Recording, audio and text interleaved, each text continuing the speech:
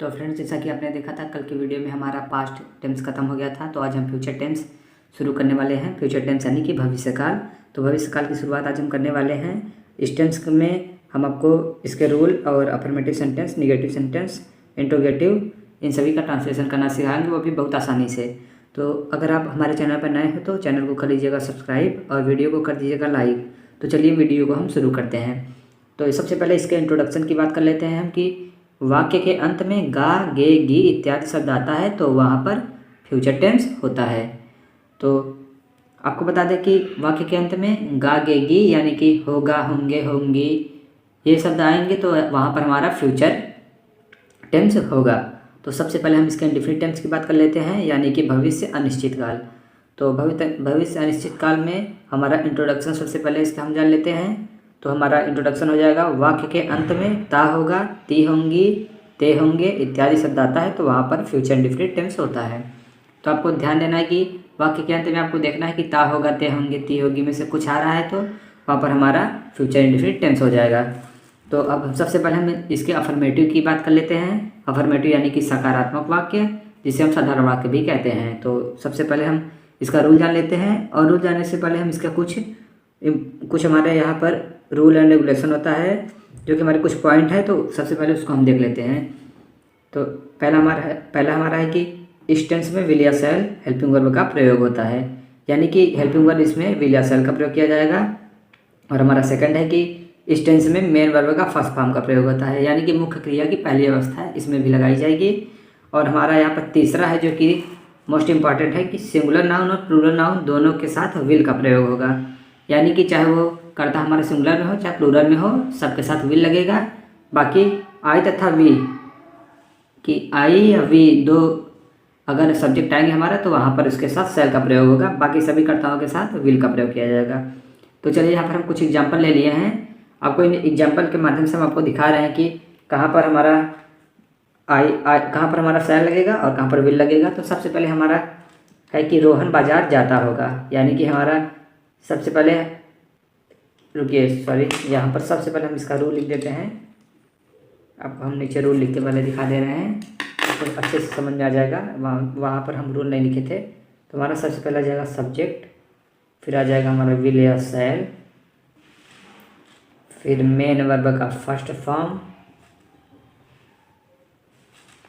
फिर ऑब्जेक्ट, फिर एक्स्ट्रा जो बचता है वो। तो आप लोग रूल देख लीजिए पहले। सबसे पहले हमारा आ जाएगा सब्जेक्ट यानी कि कर्ता, फिर हमारा हेल्पिंग वर्ब विल या शैल, फिर आ जाएगा हमारा मेन वर्ब का फर्स्ट फॉर्म, फिर ऑब्जेक्ट और etc।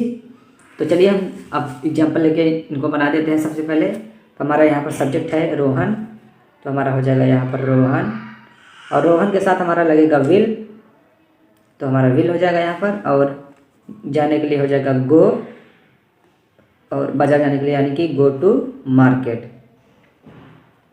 तो चलिए हम अपना सेकंड बना लेते हैं। सेकंड भी बस पहले की तरह है। सबसे पहले हमारा आ जाएगा सब्जेक्ट यानी कि सीता, और सीता के साथ भी विल का प्रयोग किया जाएगा, क्योंकि बस आई तथा वी के साथ ही सही लगता है, बाकी सभी कर्ताओं के साथ विल का प्रयोग किया जाता है। तो हमारा यहाँ पर हो जाएगा सीता विल ईट एप्पल।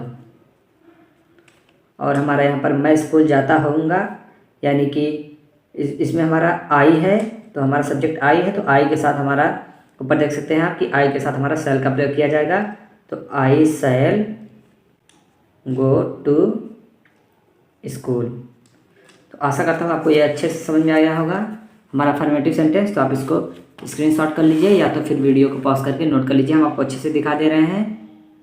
आप इसको स्क्रीनशॉट ही कर लीजिए, ज़्यादा बेटर पड़ेगा आपको। तो चलिए हम इसके अब यानी कि निगेटिव सेंटेंस की तरफ बढ़ते हैं। निगेटिव सेंटेंस यानी कि नकारात्मक वाक्य। तो हम सबसे पहले यहाँ पर लिख देते हैं कि निगेटिव सेंटेंस। निगेटिव सेंटेंस यानी कि नकारात्मक वाक्य। जैसा कि हम सभी टेंसों में अभी तक नकारात्मक वाक्य सीखते आए हैं, तो इसमें भी हमारा नकारात्मक वाक्य का रूल हो जाएगा। इसमें ज़्यादा कुछ नहीं होता है नकारात्मक वाक्य के रूल में। हमारा सबसे पहले आ जाएगा सब्जेक्ट, फिर हमारा आ जाएगा विल या शैल, बस विल या शैल के जस्ट बाद हमारा लग जाएगा नॉट या नेवर। अगर नहीं रहेगा तो नॉट, कभी नहीं रहेगा तो नेवर। फिर हमारा आ जाएगा मेन वर्ब का फर्स्ट फॉर्म, फिर आ जाएगा हमारा ऑब्जेक्ट, और फिर etc जो बचता है वो। तो चलिए इसका भी हम कुछ एग्जांपल लेकर आपको समझा दे रहे हैं, आपको अच्छे से समझ में आएगा। तो हमारा पहला एग्जांपल यहाँ पर ले लेते हैं हम कि महेश कक्षा में चोरी करता होगा। सॉरी गाइस, यहाँ पर चोरी नहीं, क्योंकि हमारा नकारात्मक है तो यहाँ पर नहीं भी होगा।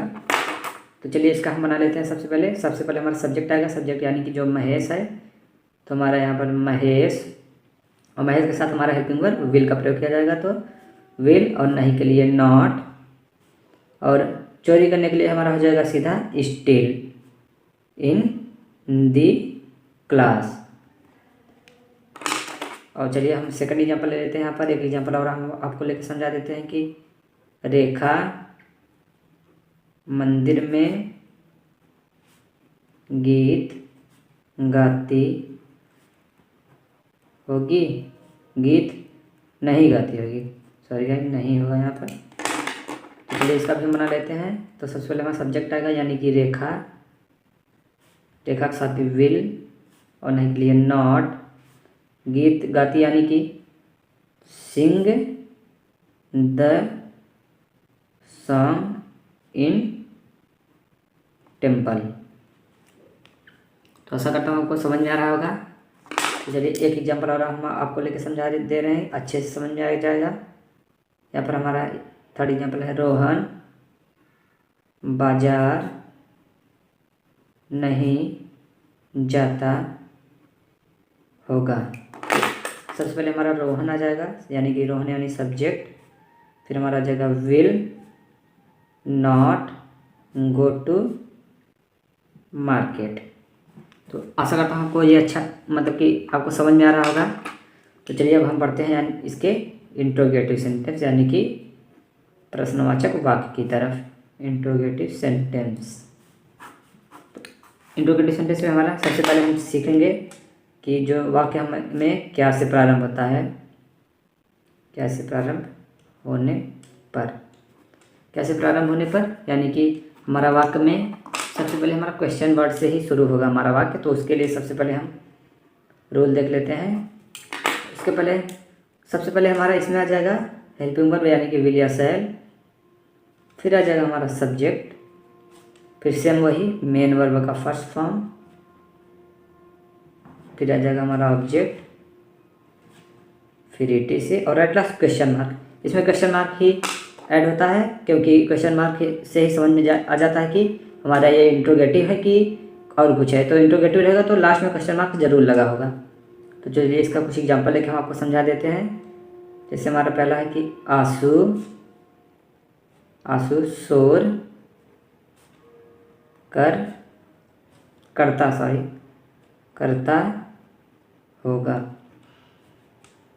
क्या आंसू शोर करता होगा, क्या से शुरू होगा। तो हमारे यहाँ पर सबसे पहले क्या आ जाएगा, तो इसके लिए हमारा सबसे पहले आ जाएगा विल, फिर आंसू, और शोर करता होगा यानी कि मेक अ नॉइज, और at last question mark. Sir के ऊपर भी क्वेश्चन मार्क होगा तो इसको थोड़ा ध्यान दीजिएगा, क्वेश्चन मार्क जरूरी रहता है। और हमारा यहाँ सेकंड हो जाएगा कि क्या अंशुमान मीठे गीत गाता होगा, और एट लास्ट क्वेश्चन मार्क।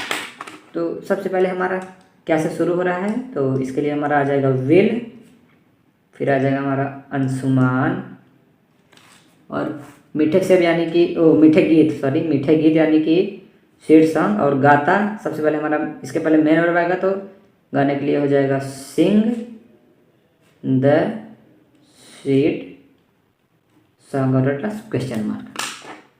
तो आशा करता हूँ आपको इंट्रोगेटिव वर्ड भी समझ में आ गया होगा, इंट्रोगेटिव सेंटेंस भी समझ में आ गया होगा। तो अब हम बात करेंगे इसके निगेटिव यानी कि इंट्रोगेटिव के निगेटिव सेंटेंस की। इसके निगेटिव सेंटेंस की बात करेंगे तो सबसे पहले इसका भी हम रूल ही देखेंगे, क्योंकि रूल आपको अगर पता हो जाएगा तो आपका सारा कन्फ्यूजन दूर हो जाएगा, आप अच्छे से बना लेंगे। तो इसमें हमारा सबसे पहले आ जाएगा विल या शैल, फिर आएगा हमारा सब्जेक्ट, और इसमें हम आपको बता दें इंट्रोगेटिव में सब्जेक्ट के बाद ही नॉट या नेवर का प्रयोग होता है। उसके बाद हमारा आ जाता है मेन वर्ब, और यहाँ पर पहली अवस्था होती है तो मेन वर्ब का फर्स्ट फॉर्म, फिर ऑब्जेक्ट, फिर इटीसी, और एट लास्ट क्वेश्चन मार्क जरूरी होता है, नहीं तो आपका नंबर कट जाएगा। आपको जैसे 2 नंबर का है तो आपको 1 ही नंबर देंगे। तो यहाँ पर इसको ध्यान दीजिएगा। तो हम पहला एग्जाम्पल यहाँ पर ले लेते हैं कि क्या मैं बाहर टहल नहीं रहा होऊंगा, और क्वेश्चन मार्क। तो इसको बनाने के लिए हमारा सबसे पहले देख लेते हैं कि हमारा ये प्रश्नवाचक है तो मैं है, यानी कि आई तथा वी के साथ सेल का प्रयोग होता है। तो यहाँ पर यहाँ पर आई के अकॉर्डिंग हमारा हो जाएगा सेल, फिर आई, और उसके जस्ट बाद नॉट, और टहलने के लिए हो जाएगा वॉक, और बाहर टहल रहा हूँ माने कि shall I not walk outside, और एट लास्ट क्वेश्चन मार्क। तो चलिए एक एग्जांपल और लेके हम आपको समझा देते हैं, आपको अच्छे से समझ में आ जाएगा। तो हमारा सेकेंड एग्जांपल है यहाँ पर कि क्या विधान पढ़ कभी नहीं रहा होगा, और एट लास्ट क्वेश्चन मार्क। तो इसका भी सबसे पहले हम देख लेते हैं कि हमारा सब्जेक्ट क्या है। सब्जेक्ट हमारा विधान है, यानी कि सिंगुलर है, तो इसके साथ हमारा विल लगेगा, फिर उसके बाद विधान, और कभी नहीं है यानी कि नेवर, और पढ़ने के लिए हो जाएगा हमारा रीड, और एट लास्ट क्वेश्चन मार्क। तो आशा करता हूँ आपको ये भी समझ में आ गया होगा। तो आप इन सबको स्क्रीनशॉट कर लीजिए, आपको अच्छे से दिखा दे रहे हैं, आप इसको स्क्रीनशॉट कर लीजिए या तो वीडियो को पॉज करके नोट कर लीजिएगा। तो चलिए अब हम बढ़ते हैं इसके नेक्स्ट पार्ट, यानी कि यहाँ पर बढ़ते हैं इसके नेक्स्ट पार्ट, यानी कि डबल इंट्रोगेटिव। डबल इंट्रोगेटिव यानी कि दोहरा प्रश्नवाचक, डबल इंट्रोगेटिव सेंटेंस यानी कि दोहरा प्रश्नवाचक। तो सबसे पहले इसका भी रूल ही जानना इम्पॉर्टेंट है, ताकि आपको अच्छे से ट्रांसलेशन बनाने में कोई दिक्कत ना आए। तो इसका भी रूल हम जान लेते हैं। और डबल इंट्रोगेटिव सेंटेंस पहले हम जान लेते हैं क्या होता है। जो वाक्य के मध्य में इंट्रोगेटिव वर्ड आने पर, इंट्रोगेटिव वर्ड यानी कि क्या, क्यों, कहाँ, कब, कैसे या किसे, इन्हीं को इंट्रोगेटिव वर्ड बोलते हैं। तो सबसे पहले हम रूल जान लेते हैं। तो रूल में हमारा हो जाएगा, सबसे पहले इंट्रोगेटिव वर्ड की मीनिंग ही लिखी जाती है, फिर हमारा विल या सेल, फिर आ जाएगा हमारा सब्जेक्ट, फिर हमारा आ जाएगा मेन वर्ब का फर्स्ट फॉर्म, फिर ऑब्जेक्ट, फिर इटीसी, और एट लास्ट क्वेश्चन मार्क। इसमें भी क्योंकि इंट्रोगेटिव ये भी होता है तो इसलिए हमारा क्वेश्चन मार्क जरूरी होता है लगाना। तो चलिए इसका भी एग्जांपल लेके हम आपको समझा देते हैं कि जैसे मेरा है कि मैं कल